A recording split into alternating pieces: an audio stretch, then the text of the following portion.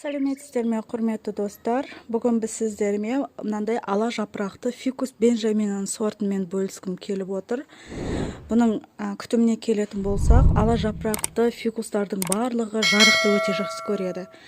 Шілденің күндері күннің ыстығында тікелей күн сәулесі түспеу керек, ал егер басқа кездерде жарықта тұра берсе болады.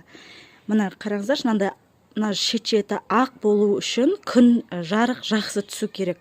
Ал егер де жарық жақсы түспесе, мына қараңыздаршы, мынандай болып тұрады, жан-жағы ағармай. Осылай, менде жай ғана бөлмеде тұр бұл гүл, алдында жарық жерде тұрған, содан кейін барып мына бөлменің ішінде тұрған жарық жақсы түседі. Міне қараңыздаршы, мынандай ала жапырақты болған. Жан-жағы осындай жасыл болып, осындай болып тұр. Бұл жапырақ, қараңыздаршы, енді мен бұл бөлісейін деп тұрғаным бұның күтімі емес, бұл бенджаминаның күтімі менде бар. Оның суретін шығарып, ссылкасын описанияға қалдыратын боламын. Менің бөліскім келіп отырғаны, мына бұның жапырақтары мынандай болып сарғайып. Сіздерге қазір көрсетейін, мынандай болып, қараңыздаршы, күйіп қалған сияқты күнге. Бұлайша күнде тұрған жоқ бұл гүл. Осындай болып жапырақтары қурап жатыр. Және қурап, мына жапырағы түсіп жатыр, қараңыздаршы. Егер де сіздердің гүлдеріңізде осындай болып жапырақтары төгіліп қурап жатса, онда бұл гүлді жақсылап байқап қарау керек. Бұл гүлге не болды деп. Біріншіден, сіздер мына жапырақтарын, гүлдердің алды артын бәрін зиянкестен қарап алыңыздар. Егер жапырақтарында зиянкестер болмаса, онда топырағын қарайсыздар. Қараңыздаршы, міне мен топырағында өте майда-майда, міне көрініп тұр ма? Мен фиксировать етіп қазір көрсетемін. Міне кішкентай, міне шіркейлер өріп жүр. Көрініп тұр ма? Дәл осы сұрақпен маған өте көп сұрақ келеді комментарийға. Менің гүлімнің топырағында өте бетке ұқсайтын шіркейлер жүр, не істесем болады деп. Бұл зиянкес. Біріншіден, бұл зиянкеспен күресу керек. Күресудің жолы өте көп бұның. Мен бүгін бір препаратты сіздерге ұсынғым келіп отыр. Ол мынандай, доктор деген. Осылай қараңыздар, мына жерде көрсетілгендей, міне топырағына, мына пластинкаларын алып, топырағына жаңағыдай бұлай тығып қоямыз. Мысалы, мына горшокқа мына екі жерінен тығып қоюға болады. Мына жерінен. Ал егер де сіздерде өте кішкентай болса, горшогы кішкентай ғана гүл болса, онда біреуін тығып қойсаңыздар да жеткілікті болады. Препаратының пайдасы неде? Осы зиянкестерінің барлығын топырақ арқылы су құйған сайын өзіне сіңіріп отырады да, міне. Мына жерде стрелкаларын көріп тұрсыздар, тамыр арқылы мына жапырақтағы зиянкестерді де құртады. Міне жапырақтарының сарғаюын барлығын алдын алады. Мына жерде міне жазылып тұр, міне тли, щитовка, червица, белокрылка, және өте көп зиянкестерге қарсы. Даже мошкаларға да қарсы, осындай топырақтағы барлық зиянкестерге өте жақсы көмегін тигізеді. Енді бір айтайын дегенім, достар, осы препаратты менен заказ берсеңіздер болады. Тек қана бұл ғана препарат емес, эпин, циркон, және тыңайтқыштардың түрі барлықтарымен суретін қазір экранға шығаратын боламын.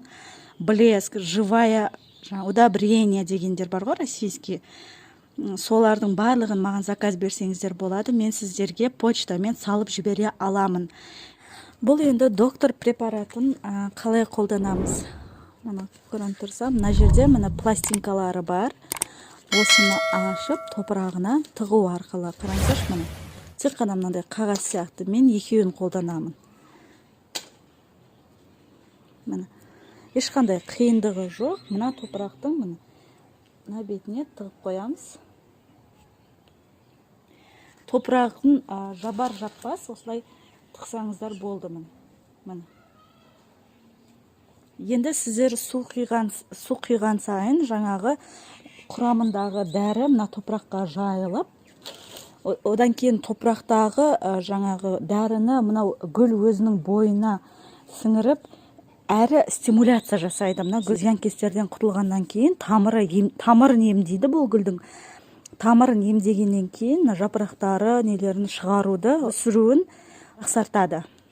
Менің WhatsApp номеріме хабарласу арқылы заказ бере аласыздар. Тек қана бұл препарат емес, кез келген гүлдің ауруына арналған препараттарды және топырақты және тыңайтқыштарды, витаминдерін берсеңіздер болады. Менің тағы да бір айтайын деген жаңалығым, мен енді сіздерге топырақтың құрамын барлығын жасап, дайын күйінде сіздерге жібере аламын. Егер заказ берсеңіздер, бұл топырақтың құрамын көп адам айтып көрсете бермейді, көп адам өз қолынан мөлшерін де жасай алмайды. Мен сіздерге барлығын мөлшермен қоспаларын қосып, дәл мынандай қараңыздар, мына ауа өткізгіш, өте құнарлы, мынандай жеңіл және өте мынандай ылғалдықты сақтайтын етіп, мына бөлме гүлдерін тез өсіретін етіп, мен топырақ құрамын жасап бере аламын. Ол үшін мен экранға өзімнің WhatsApp номерімді қалдырып кетемін. Сол жерге WhatsAppқа хабарласып заказ берсеңіздер болады. Заказдарыңызды почта арқылы жіберемін. Мына қараңыздаршы, өте әдемі, гүлдеріңізді жақсы өсіретін, ауа өткізгіш, құнарлы.